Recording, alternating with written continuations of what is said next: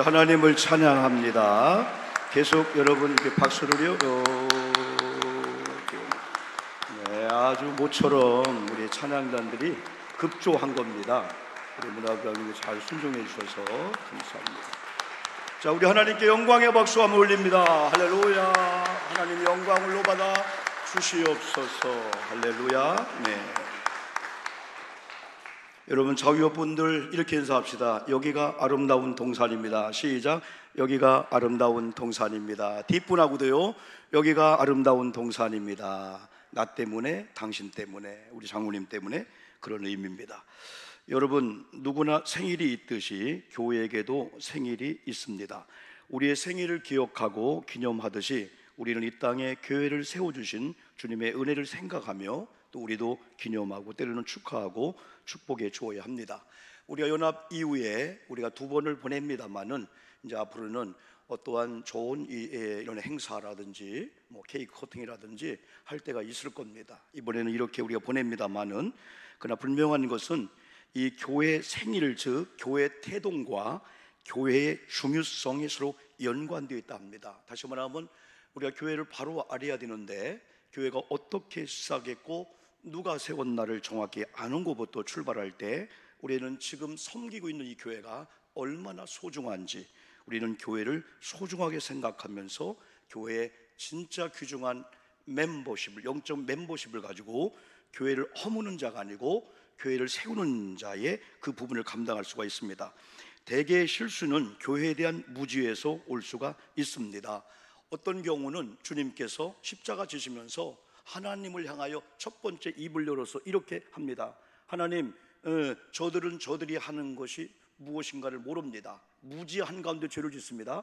그러므로 용서해 주시옵소서. 사도행 7장에 보면 스데반도 설교하다가 돌에 맞아 죽으면서 예수님이 기도한 것처럼 그 기도를 하는 거예요. 저들은 저들이 하는 것이 얼마나 큰 죄인 줄을 모르오니 주님 저들을 용서해 주시옵소서. 여러분 때로는 무지에 대해서는 하나님이 인정할 수 있는데 알고 죄를 짓는다면은 어떤 경우는 성령을 거스리고 성령을 회방하는 죄는 주님이 용서하지 않겠다, 무서운 경고를 우리에게 주기도 했습니다. 우리가 하고 있는 일들이 얼마나 잘못이고 성경적이지 않은지요, 무지하기 때문에 교회를 위한다고 하는 일들이 오히려 교회를 해롭게 하고 이롭지 못하게 하고 오히려 교회를 삼키는 일이 될 수도 있기 때문에 우리는 경계하고 조심해야 됩니다. 사랑하는 성도 여러분, 여러분들이 얼마나 소중한지 아십니까? 우리 교회가 얼마나 소중한지 아십니까? 이 소중한 교회를 바로 저와 여러분에게 맡기셨습니다. 물론 교회 주인은 하나님이고 우리 성령님이고 주님이지만은 책임적인 면에 있어서는 이 엄청난 걸 우리가 맡겼기 때문에 그런 면에 있어서 우리에게 소중하다고 볼 수가 있습니다. 우리들에 의해서 잘 될 수도 있고 잘못 될 수도 있습니다. 그러면 어떻게 해야 될까요? 우리가 교회 기념일을 맞이하여 요란한 행사를 하지 않아도 다른 행사보다도 교회에 깊은 관심을 갖는 것, 여러분 교회가 얼마나 중요한가를 갖고 이제까지도 그랬지만은 지금부터 더 소중하면서 몰랐다, 이게 성경적인 이 교회관이구나, 이렇게 해야만이 교회가 부흥되고 하나님이 이 땅에 교회를 세우신 하나님이 영광을 받는구나, 그런 쪽에 우리가 더 나간다면은 어떤 행사보다도 오늘 이 교회를 이 땅에 세운 창립기념주일이라는 용어보다도 설립이라는 게 훨씬 더 성경적이기 때문에 설립을 쓰고 있는데 그런 교회 기념일이라고 볼 수가 있습니다. 여러분 우리 교회가 고요하고 잔잔한 평화의 목장임을 믿으시기를 주님의 이름으로 축복합니다.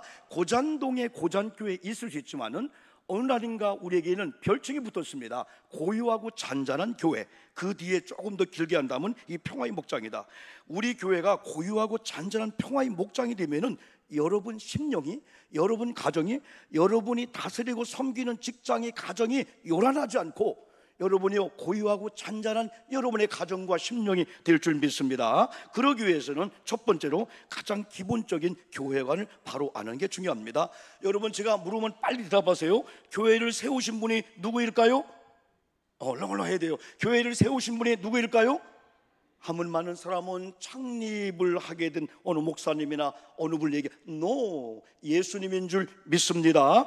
교회를 왜 세우셨을까요? 영혼 구원입니다. 교회를 왜 세웠을까요? 영혼 구원입니다. 시작. 교회를 왜 세웠을까요? 영혼 구원을 위해서. 교회를 왜 세웠을까요? 천국 확장을 위해서. 교회가 천국을 확장할 수 있는 그런 목적을 가지고 세웠다는 거죠. 그러면 교회 존재 이유가 뭘까요? 존재 목적이 뭘까요? 하나님의 영광입니다. 그러므로 아무리 옳고 그라도 하나님의 영광이 깨지면은 잘못된 거예요. 그래서 하나님의 영광을 위해서 우리는 은사 중에 덕이라는 게 덕.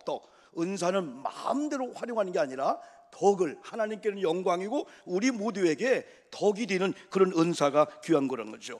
여기에 위배되는 것은 모두가 범죄이며 하나님의 영광을 가린 일이기 때문에 이 교회를 중요하게 생각하는 성도님들은 진짜 소중히 생각합니다. 참고 인내하고 함부로 하지 않죠. 그런데 여러분, 교회를 어떻게 세웠을까요? 계속 설교했죠. 두 가지를 기억해야 돼요. 마태복음 16장에서 베드로가 고백한 신앙 고백 후에 교회를 세웠다는 거예요. 베드로가 무슨 고백했죠? 주는 그리스도시요 살아계신 하나님의 아들이다 했을 때 바유나시므나 복되다, 정답을 얘기했다. 내가 하나님의 아들이고 메시아임을 고백한 너의 고백 위에 내 교회를 세우리니 음부의 권세가 이기지 못할 것이고, 이런 고백 위에 세워진 교회의 성도님들을 말하면은 천국 열쇠를 주겠는데 네가 풀면 하나님이 풀어줄 거고 네가 매면 하나님 메워주는 천국 열쇠의 권세를 준다고 말씀했어요. 여기서 얘기할 때 베드로 우회가 아닙니다. 지난번 말씀했죠. 지금 로마 캐톨릭이나 이런 천주교에서는 베드로 위에 세워졌다고 고백하면서 그들은 베드로를 일대 교황으로 여기는 거예요. 베드로가 아닙니다. 베드로가 고백한 고백이라면은 오늘 우리 교회가 세워지는 이유 중에 하나는 뭐냐면 하나님이 세우시고 성령님이 세우시지만은 지금도 우리의 고백이 안 되면은 교회는 한낱 건물일 수가 있고 공의당에 모인 인원일 수밖에 없습니다. 그러나 저와 여러분의 고백이 지금도 있다면은 이 교회는 여러분의 고백 위에 말씀 위에 든든히 세워지게 될 줄 믿습니다. 그러므로 이 교회가 진정한 교회가 되는 것은 사도행전 2장에서 성령이 임함으로 말미암아 교회가 되었고 사명을 감당하고 이제는 교회가 부흥케 됐습니다. 여러분, 초대교회의 성령의 전적인 역사 가운데 예수님께서 한나라 가시면서 한마디 말씀을 줬는데 그 말씀이 예언이었고 그대로 사도들을 통해서 오늘도 우리를 통해서 이어지게 되는 거예요. 그 말씀이 뭐였었죠? 오직 성령이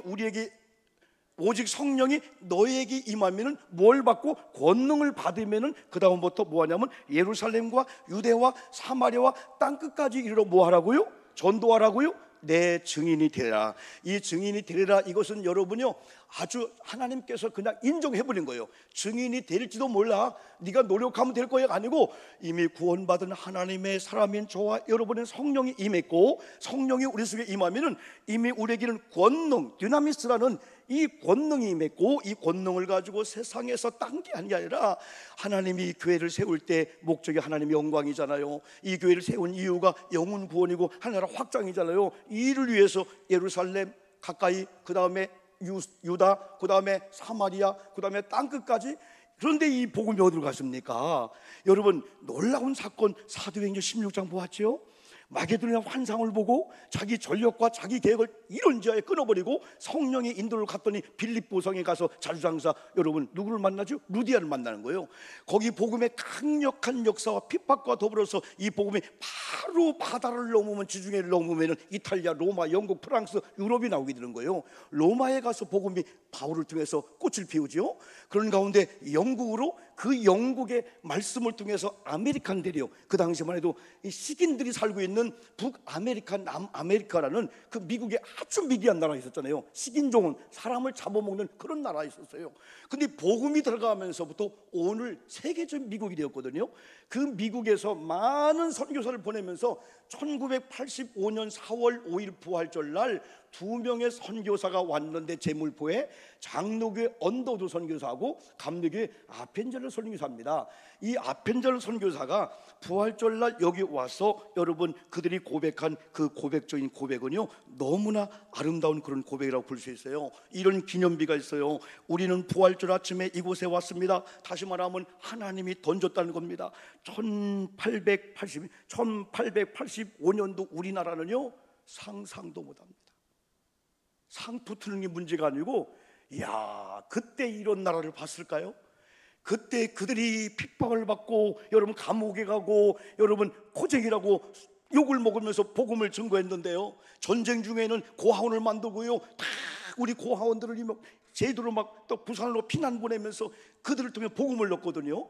이야, 1885년 1950년 6.25 때 그들이 전한 복음이 오늘 대한민국이 이렇게 복음화되고 이렇게 세계 국가 경쟁력 몇 위입니까? 우리가요 12예요. 12 어디 이상하다. 12번째 10번째인데 이번에 저 나로드에서 뭘 쐈잖아요. 우주선을 쐈잖아요. 그게 성공했잖아요.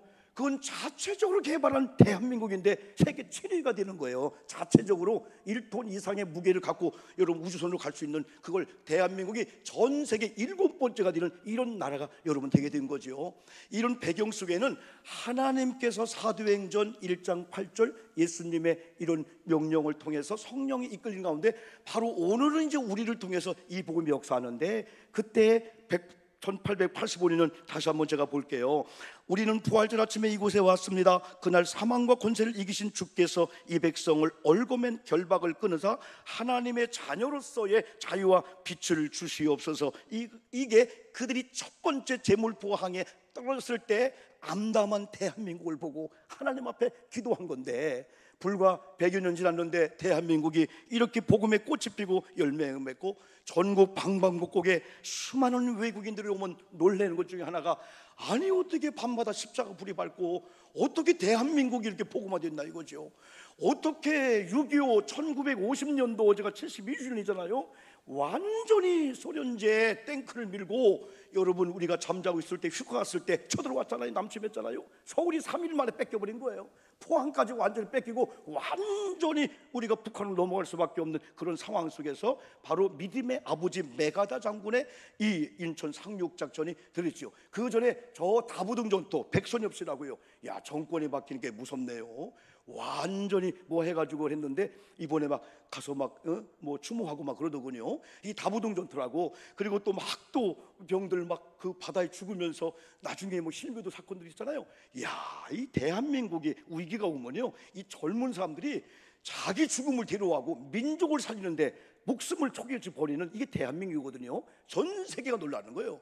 베트남에 한번 갔더니요, 베트남 사람들은요 대한민국에서 왔다면요 무조건 코리아 이거예요. 왜? 거기는 망했잖아요. 거기는 막 대한민국은 종전 3년 동안 전쟁 치르는데도 세계적 나라가 되었거든요. 그 이유가 뭐냐는 거죠. 저는 그 이유가 국가 경쟁력의 근원도 있지만은 또 한 가지는 성령을 받은 교회가 우리 크리스찬들이 정신적인 것도 물론이지만 영적인 거룩한 운동을 통해서 영혼이 잘된 같이 범사가 잘 되고 육체가 강건함으로 우리가 흩어진 장소마다 많은 사람들은 사람이 보일 때는 윤리 도덕을 지키는데 우리 믿음의 사람들은 윤리 도덕을 넘어서 어느 곳에 혼자 있다 할지라도 고람되어 하나님 앞에 있다라고 하는 진실과 정직한 운동이 교회를 통해서 나타났고 6.25를 통해서 뭐니 해도 복지와 구제와 고아원들 사역에 미국 사람들이 교회를 통해서 공급을 해줬거든요. 교회가 그분을 감당했다는 거죠. 누가 뭐라 해도 우리 크리스천들은 이런 자부심을 가지고 지금도 우리 교회를 통해서 성령님을 통해서 복음이 확산되고 전도되기를 원하는 데 있어서 여러분과 우리 교회를 써주심을 믿고 이 일에 믿음의 주역되기를 주님의 이름으로 축복합니다. 여러분이 교회를 가리켜서 에베소 교회에게 장로님들에게 밀레도 항구에서 바울이 이별 설교를 하면서 여러분 이제 나 이 교회를 놓고 가는데 이 교회는 어떤 교회인지 다시 한번 여러분에게 말씀합니다. 이 교회는 사람이 지은 교회가 아닙니다. 하나님께서 자기 피를 흘려 세운 교회입니다. 여러분을 감독자로 삼고 주님이 오시는 그날까지 이 교회를 보살피라고, 이 교회를 지키라고, 여러분 이 교회를 지키기를 주님의 이름으로 축복합니다. 이 교회를 보살피해야 됩니다. 누가 이 교회를 뭐라고 하면 여러분 변호자가 돼야 됩니다. 검사 쪽으로 가면 안 됩니다. 여러분이 우리 교회를 보호하지 않고 여러분이 지키지 않으면 우리 교회를 누가 지킵니까? 마귀는 춤을 추고 신바람납니다. 하나님이 피로 사신 교회를 장로님들에게 부탁하오니 이리와 늑대가 와서 이 교회를 허물 겁니다.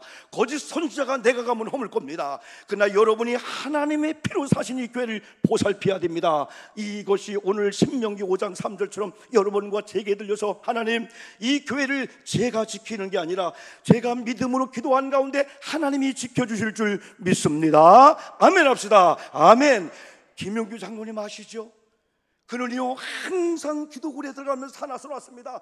결해요, 아무리 가난하고 아무리 어렵고 위협을 당한다 할지라도, 무기가 약한다 할지라도 내가 기도굴에 들어가 기도하는 한 결에는 안전할 것이고 이 백성은 잘 될 거다 하듯이, 하나님, 내가 무릎을 꿇는 그 시간에 우리 교회와 우리 성도님들, 목사님, 목회나 우리 모두가 안전할 줄 믿습니다. 우리의 돈이나 힘으로 교회를 보살필 수가 없습니다. 그러나 우리는 기도하며 찬양하며 아버지가 기뻐하는 믿음의 자리에 있다면 겨자씨 하나 같은 믿음을 가지고도 이 산을 명하여 저 바에 빠라, 입으로 명할 때 네가 말한 대로 되리라 능력을 주는 하나님께서 오늘 이 결심에 이런 어떤 설립주의를 통해서 다른 것보다도 교회가 수중하구나, 교회를 하나님 내게 맡겼구나, 이 교회를 보살피라고 사도행전 20장에 말씀했구나, 그런 의미를 가지고 나간다면 결코 이 교회는 부흥되게 될 줄 믿습니다. 하나님의 뜻을 이룬 교회가 될 줄 믿습니다. 두 번째는 오늘 우리 고잔교회를 어떻게 보살피고 지켜야 할까요? 고요하고 잔잔한 교회라는 거 여러분 한 번쯤 가슴에 한번 이렇게 한번 와 닿도록 해보시기 바랍니다. 여러분, 교회가 고요하고 잔잔하다, 대한민국이 고요하고 잔잔하다, 여러분 가정이, 우리 사업장이 뒤죽박죽 엉키고 막 싸우고 OK 목장의 결투사처럼, 여러분 OK 목장의 결투사, 그건 실화를 그린 명화입니다. 128명 이상의 묘비가 있을 정도로 싸우다가 이기고 지는 게 없어요. 그 동네가 초토화되는 겁니다. 서로 칼을 겨누고 총을 겨누면서 네가 죽고 내가 죽고 결국은 누가만 이기는 거예요? 이기는 자도 없게 되는 거죠. 우리는 여기는 OK 목장의 여러분 결투대가 아닙니다. 여기는 고요하고 잔잔한, 그것도 예수님을 선한 목자장으로 삼는 선한 양이 있는 여러분 평화의 목장이 되어야 될 줄 믿습니다. 선한 목자의 인도와 그리고 그 인도에 순종하는 선한 양이 있는 교회를 이제부터 우리가 만들어야 됩니다. 이게 요한복음 10장의 말씀입니다.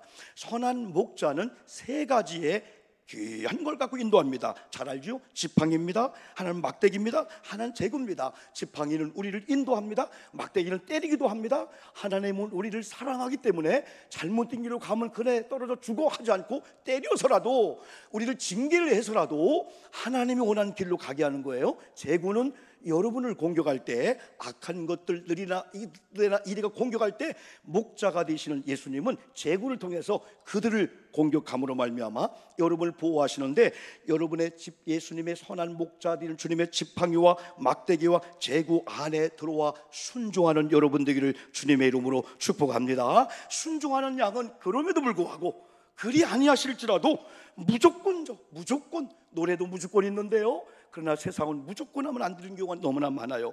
우리는 선한 목자이신 예수님의 인도를 따라야 하며 무조건 순종할 때 여러분을 통해서 우리 교회는 아름다운 주님의 세운 평화의 목장, 아름다운 동산이 될 수 있습니다. 우리 교회를 평화의 목장이 되게 해야 되는데, 우리 교회가 평화의 목장이 되기 위해서는 세 가지가 구비되어야 됩니다. 첫 번째는 푸른 초장입니다. 두 번째는 시냇가입니다. 세 번째는 쉴 만한 그늘가입니다. 양들이 마음껏 편한 가운데 그 풀을 뜯어먹을 수 있는 영적인 꼴이 풍성한 교회를 위해서 저도 여러분도 기도해야 되고, 또 여기가 계시록 22장에 보면은 시냇가에 그 축복이 있는데요, 계시록 22장에 보면은 하나님 나라에 간 백성들이 하나님의 그 만드신 생명수의 수정같이 맑은 생명수가 흐르는 천국이 있는데, 거기서 영원히 목마르지 않고 그 물을 마시면서, 그 물가에는 시편 1편에 말씀한 철을 따라 열매를 맺듯이 그 잎사귀 무성하든지 거기도 열매와 잎사귀가 있는데, 그건 치료의 역사가 있기 때문에 천국에는 병든 자, 아픈 자, 눌린 자, 고통당한 자가 없다는 거죠. 그런데 중요한 것은 하나님 천국에 가서 영원히 마실 그 생명수, 수정같이 맑은 생명수를 예수님이 선한 목자이시면서 예수님은 생명수가 되니까 말씀 듣다가 기도하다가 내 가란 목을 주님의 생명수로 지금도 채워주실 줄 믿습니다 하면서 갈증의 시대에 목자가 되시는 주님의 여러분이 풀을 뜯으시면서 먹으면서, 그리고 생명수가 되는 예수님의 이 말씀을 통해서 생수를 마시면서 갈증의 시대에 여러분 가란 목을 죽여주고 해소를 해결해주는 그런 삶을 누리기를 주님의 이름으로 축복합니다. 마태복음 11장 28절 이렇게 말씀했어요. 나는 온유하고 겸손하니 나의 멍에를 메고 내게 배우라. 그리하면 너의 마음이 쉼을 얻으리니. 하나님, 오늘 이 시간 여기 예배하는 사랑하는 성도님들 쉼을 허락해 주시옵소서. 진리를 알지니 진리가 너희를 자유케 하리라. 세상에서는 쉼을 얻을 수가 없습니다. 돈이 많으면 많을수록이요, 좋은 차를 타면 탈수록이요, 여러분이 완벽하게 준비하면 준비할수록이요, 더 불안과 두려움이 많습니다. 그러나 우리에게 참된 쉼을 주는 분은 주님이기 때문에 내게로 와라. 내게로 와서 오히려 내가 너에게 쥐어주는 무거운 멍에 같은 멍에를 쥐어라. 그러나 내가 너에게 쥐어주는 이 멍에는 결코 무겁지 않다. 그런 멍에를 메고 주님께 배우는 자는 주 안에서 무거운 결박이 아니고 쉼을 얻으리라 말씀했어요. 이런 의미에서 지도자가 누굴까요? 유대인들은요, 하나의 공동체, 하나의 교회, 하나의 나라, 하나의 가정의 지도자는 누구냐? 대통령이 아니랍니다. 지도자는 랍비가 아니라는 겁니다. 지도자는 사람이 뽑는 지도자가 아니랍니다. 그 공동체에 십자가를 지는 정신을 가지고 무거운 마음을 가지고 그 공동체를 위해서 보살피고 무거운 짐을 지는 그 자가 바로 그 공동체의 바로 지도자이다. 여러분, 영적 지도자가 되어서 속회 공동체 속에서 여러분 무거운 짐을 여러분 지기를 바랍니다. 교회 정말 좋은 지도자가 되기를 소망한다면 교회에 무거운 짐을 여러분 어깨에 지고 주님이 가신 길을 걸어가다 보면은 주님께서는 그래, 네가 진 무거운 짐이 너에게 황금이 될 것이고 너에게 축복이 될 것이고 그만큼 많은 교우들이 진실로 우리 누구누구 하면서 축복하고 칭찬할 거야 라고 하는 이런 주님의 이런 음성이 여러분 있죠. 여러분, 우리가 세 번째는 선한 목자이신 예수님의 희생을 본받고 실천하는 성도님들이 있는 교회가 되어야 됩니다. 세상은요, 자본주의는요 시장 경제입니다. 열심히 돈 벌면은요 자기 여러분 이렇게 호주머니에 은행에 또 땅을 사할 수가 있어요. 그런데 다 이윤이 있어요. 다 이윤이 있고 자기 이익이 없어요. 만약에 오늘 우리가 일주일 동안 일하면서요 그냥 공산당처럼 공평한 가운데 더 많이 해도 덜 해도 나중에 다 당이 가져가서 공평하게 나눠준다면요 아침 가서 저녁까지 20시간 일해도요 적당히 일할 줄 몰라요. 그러나 자본주의는 노력한 것만큼 내 세이빙이 되는 거예요. 노력한 것만큼 내 땅이 되는 거예요. 이게 여러분의 자본주의의 특징이에요. 그래서 많이 벌어서 기독교인처럼 나눠주면 좋은데 이걸 가지고 빈익빈 부익부 쪽으로 가면은 자본주의는 안 좋은 자본주의가 여러분 되는 거죠. 그러나 여러분, 우리 기독교인들은 오히려 교회에 와서 어떤 유익이나 어떤 이익이나 나의 의보다도 우리는 희생적으로 가는데 불가능합니다. 그런데 선한 목자를 따르는 선한 양들은 예수님이 희생하셨는데 요한복음 10장 11절 읽지 않았지만은 나는 선한 목자라. 선한 목자는 양들을 위하여 목숨을 버리거니와 선한 목자가 되시는 주님은 양들을 위해서 목숨을 버린다고 말씀했어요. 그리고 나는 섬김을 받으러 온 게 아니고 도리어 섬기러 왔다. 심지어는 목숨까지 주시기 위해서 오셨다고 말씀해 주고 있어요. 마가복음 10장 45절 인자가 온 것은 내가 온 것은 섬김을 받으려 함이 아니라 도리어 섬기려 하고 자기 목숨을 많은 사람의 대속물로 주려 함이로다. 그리고 요한복음 10장 15절 아버지께서 나를 아시고 내가 아버지를 아는 것 같이 나는 양을 위하여 목숨을 버리나. 여기서 입이 벌어지는 겁니다. 야, 예수님은 군림한 게 아니구나. 예수님은 섬겼구나. 예수님은 심지어 죽음에 이르기까지 양을 보호하고 교회를 보호하는 그 정신이라면 우리 기독교인의 최종의 종착지는 뭐냐? 희생인 줄 믿습니다. 그런데 예수님의 그 희생을 본받아서 교회에서 희생한 쪽으로 가면은 신비하게도요 사람들이 장로님 아닙니다, 목사님 아닙니다, 이건 우리가 할 거예요.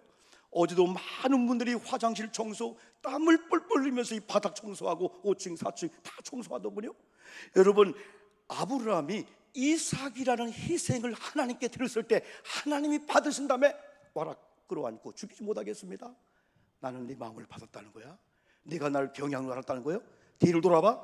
여러분, 이삭 대신에 수풀에 양이 걸려서 여호와 일인데 신비한 것은 우리 요행을 바라지 않아도 하나님께서 여호와 일의 복을 하나님이 주실 줄 믿습니다. 섬김 쪽보다도 오늘부터 회생 쪽으로 가는 거예요. 우리 이름이 안 나타나면 어때요? 그런데 하나님이 나타나주고요, 사람들이 어떻게 알았는지 청소했지 집사님이 다 알고 있는 거예요. 희생했지, 헌신했지, 다 알고 있는 거예요. 그러니까 우리 교회가, 이 교회가, 여러분의 가정이 오늘 이만큼 섰다라고 하는 것은 10년 전, 20년, 30년 누군가의 희생이 있었어요. 누군가의 헌신이 있었어요. 남 모르는 눈물과 아픔이 있었어요. 우리가 교회를 어쩌게 할 때 그분들은 여기 가서 무릎을 꿇었고 회개했고, 주님 내가 총알 맞을게요, 내가 돌팔매 내가 맞을게요, 주님 이 교회만큼은 주님 보호해 주세요. 교회가 욕을 먹으면 안 됩니다. 예배당이 욕을 먹으면 안 됩니다. 자기가 총알 맞이하는 이런 성도가 있었기 때문에 지금 이 교회가 존재하지. 교회 금방 무너집니다. 한순간 무너집니다. 하루아침에 무너집니다. 담임자 다 마찬가지입니다. 그러나 하나님의 거룩한 믿음의 고백 위에 세워진 교회는 음부의 권세가 이기지 못할 줄 믿습니다. 하나님, 이제 우리 교회나 우리 장로님, 권사님의 직장, 가정에 이런 고백이 있게 싸우니 음부의 권세가 예수의 이름으로 물러가게 도와 주시옵소서. 그들의 결박에서 자유함을 얻게 도와 주시옵소서. 우리가 자유한 가운데 돈이 없어도요, 우리가 가난해도요, 병들었어도요, 가질 거 있으면 얼마나 있고 없으면 얼마나 우리가 없기 때문에 기죽고 합니까? 우리는 예수 그리스도의 이미 복을 받은 자들이고 이런 사명을 받은 자들이기 때문에 내가 이 땅에 사는 날 동안만큼이라도 내가 교회를 교회되게 하고 진짜 고요하고 잔잔한 교회뿐 아니라 평화의 목장을 만드는 그런 일을 내가 이 앞장선다. 얼마나 감사한지. 여러분, 우리가 교회에 대해서 우리가 아픈 얘기도 많이 할 수 있지만은 교회들마다 좋은 얘기 너무 많은데, 우리 크리스찬들은 그런 좋은 얘기 할 때 그게 자랑이 아니고 하나님으로 인해서 이렇게 했습니다. 그 간증이면서 그런 걸 통해서 조금이라도 나도 이 교회에 누구로서 그럼 좋겠다, 이런 일들이 있습니다. 여러분, 제가 이렇게 설교를 준비하면서 나름대로 여러 가지 교회 우리 창립부터 여러 가지 찾는 그런 가운데 이렇게 입금 명세서 하나가 제가 이렇게 보관하고 있었어요. 이 자리에 있는 분입니다. 1차 얼마, 2차 얼마, 상상도 못한 헌금이 우리 교회 입금으로 도와서 그걸 제목에서 카피해 준 그것이 내게 있는 게 있는데, 이야, 이분이 이렇게 했구나. 이야, 아들이 알면 큰일 나겠다. 이런 헌신이 있었구나. 여러분, 많고 적음을 통해서 다시 그걸 볼 때, 이야, 여러분, 만약에 우리 교회에 여러분이 헌금한 10,000원들 혹은 5,000원 혹은 20,000원이 10년 전에 20년 30년 궁금하다면 언제든지 오시면 법적인 테두리 안에서 은행을 통해서 연락일 수가 있습니다. 왜? 우리 교회는 무조건 계좌이체입니다. 100만 원이 50만 원이 간 역사가 한 번도 없습니다. 한 번인가 건축 중에 한 번인가 뭐 때문에 그 한 번 300인가 뭐가 있었어요. 그 외에는 지금도 재무부에서 거의 다 10원 20원 모르겠어요. 재무부에서 거의 다 이충호 장로님 계시지만은요, 거의 다 지금은 계좌이체 아니고는 돈이 나가질 않습니다. 왜? 무슨 일이 있으면은 은행에서 20년 30년 언제 누구의 이름으로 어디 입금해서 이게 어디 이자로 그게 정확하게 나와요. 그래서 아무리 어디로 감사한 것 같은데요, 감사를 하셔도요, 그게 정확히 나오고 있어요. 그래서 여러분들 특별히 많은 교회마다 그런 일이 있는데요, 제가 몇 교회만 한번 얘기해 볼게요. 저는 조인현 총무님이 예전에 총무님을 하기 전에 이웃사랑교회를 선교했는데 그분이 이런 장로님을 소개한 글을 여러분 제가 읽었습니다. 몇 년 전 10월 20일 수요일에 94세 일기로 하나님의 부르심을 받은 차광신 장로님의 일주기 추모식을 가정에서 자녀들과 함께 가졌다. 신앙인으로 좋은 선배요, 스승과 모델로 가르침을 주었던 어른이셨다. 오직 예수, 오직 성경, 성경을 78위 신구약을 통독하셨다. 성령 충만으로 예수가 흘러 넘치는 세계를 사셨던 장로님이셨다. 차광신 장로님은 여러 흔적을 남겨두고 가셨다.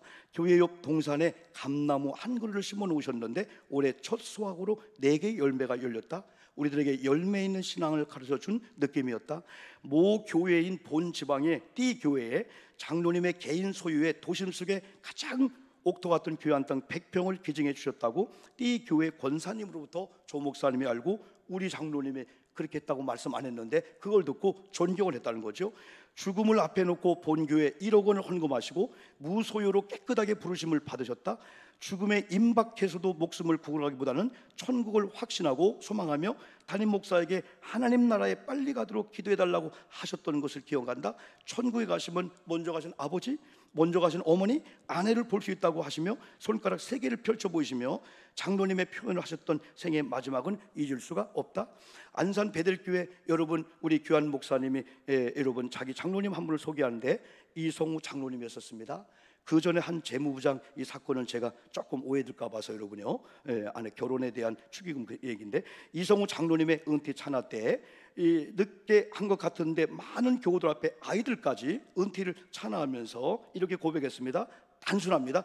기도하는 장로님, 전도에 열심인 장로님, 사랑의 장로님, 순종하는 장로님, 교회를 정말 사랑하는 장로님, 나중된 자가 먼저 된 장로님, 양보와 협력의 장로님, 감사한 장로님, 담임 목사의 무조건 순종한 장로님, 담임 목사의 자녀들을 존중해 주시고 잘 챙기는 장로님, 담임 목사의 목표가 행복하고 교회가 평안하고 부흥하는데 동역하신 이성우 장로님, 감사합니다, 축복합니다, 사랑합니다. 그러면서 오 목사에게만 공개합니다 했는데, 그 공개가 그때 공개되어서 많은 사람들이 우리 장로님 그랬구나, 한 번도 공개하지 마. 그분이 15년 동안 장로 직분을 감당하며 하나님 앞에 헌신하고 헌금한 그 헌금이 아파트 지금 최고급 되는 한 채보 더했다 했을 때 전교인들이 그걸 아직까지 공개 안 했습니까?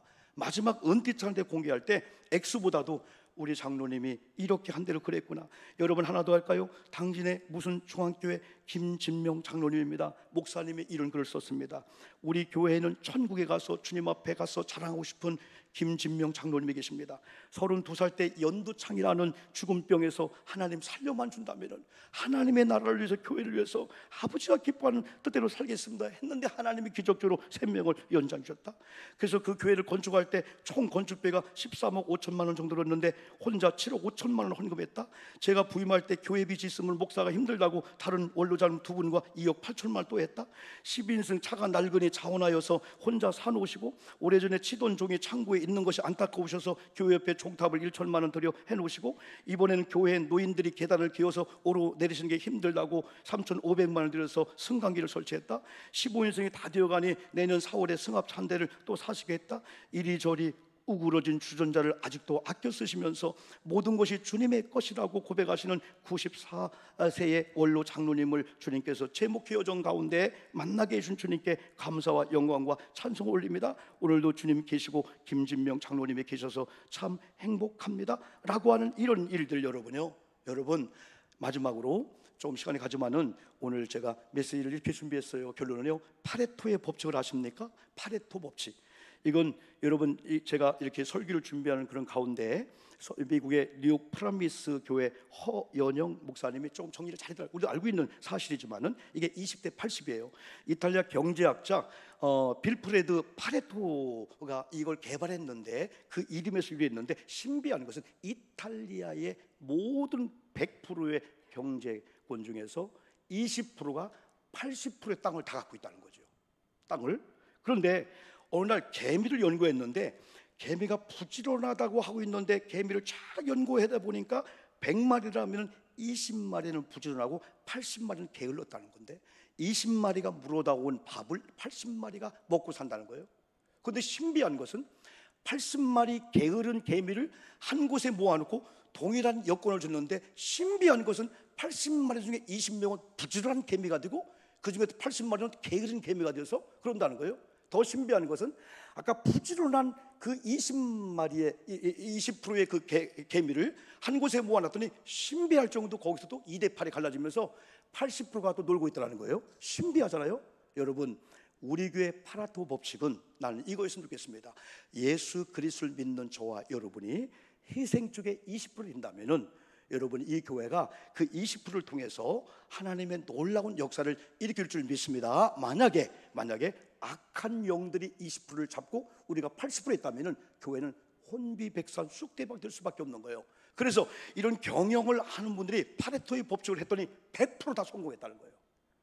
백화점을 가보면 100개의 점포가 있으면 20개의 점포 때문에 80개의 점포는 지나가다가 물건 산다는 거예요. 그래서 이 80%의 조금 인기가 안 좋은 이런 코너에 있는 이런 것들이 20%를 축복해 준다는 거예요. 왜? 당신 때문에 10명이 왔다가 지나가다 산다는 거죠. 여러분, 이건 가정도. 그래서 그쪽에 투자하고 그쪽에 많이 개발했더니 결국은 20%가 80%를 먹이고 자본주의의 잘못된 점처럼 가는 게 여러분 아니었다는 거죠. 여러분, 이럼에도 불구하고 우리는 선한 목자가 된 주님께서 이렇게 희생으로 교회를 섬긴 여러분들에게 오늘 9절 10절에서는요 구원과 꼴 또 생명과 풍성한 삶을 약속한 거예요. 내가 문을 통해서 들어오고 나오고 이렇게 희생하는 쪽으로 순종하는 양으로 오면은 내가 이제부터 너에게 구원과 생명을 주고, 구원과 생명뿐 아니라 내가 너희들에게 꼴과 풍성한 삶으로 내가 인도할 거다. 먼저가 뭐죠? 생명을 주고 그 다음에 꼴을 주고, 꼴을 준 다음에 구원을 준 다음에 구원을 준 다음에 꼴을 주고 생명을 준 다음에 풍성한 삶으로 이렇게 인도한다는 겁니다. 그래서 결론적인 한 말씀만 더 할게요. 그런데 신기한 것은 어느 날 목자가 양들을 울 안에서 울 밖에 갔더니 신기하게도 울 안에 목자의 음성을 듣고 순한 양인 줄 알았더니 나가자마자 타인의 음성을 듣고 다 도망가더라는 거예요. 너희들은 선한 양이었지. 선한 양 같았는데 우리 밖에 가니까 누군가 양아 그러니까 그리 다 가더라는 거예요. 좋은 양들, 선한 양들은 타인의 이 음성이 나쁜 걸 알기 때문에 귀도 안 빌려주고 가지 않지만은 선한 목자의 음성을 듣고 알고 따라가니까 아까처럼 푸른 추장으로 실만한 그늘가로 그리고 이런 또